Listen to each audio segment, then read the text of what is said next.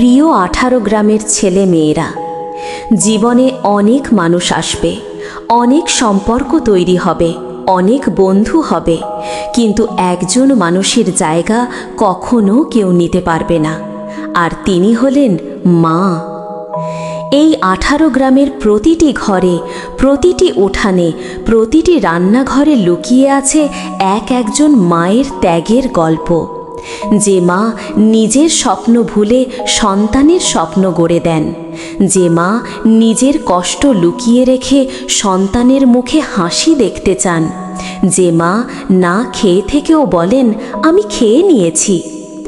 আজ আমরা যারা বড় হওয়ার স্বপ্ন দেখি, সফল হতে চাই, সমাজে ভালো কিছু করতে চাই, মনে রাখতে হবে আমাদের এই পথ চলার পেছনে একজন মায়ের নির্ঘুম রাত, আশীর্বাদ, ভালোবাসা আর ত্যাগ জড়িয়ে আছে। মনে রেখো, মায়ের সাথে রাগ করা সহজ, কিন্তু মা হারানোর শূন্যতা সারা জীবনের।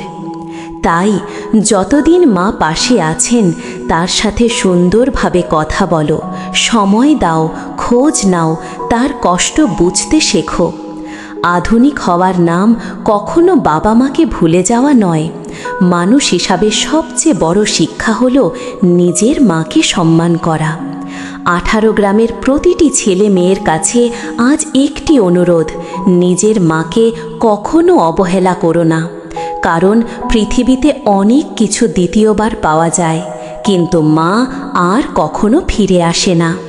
ভালোবাসা আর শ্রদ্ধা পৃথিবীর সকল মায়ের প্রতি। 18 গ্রামের খবর।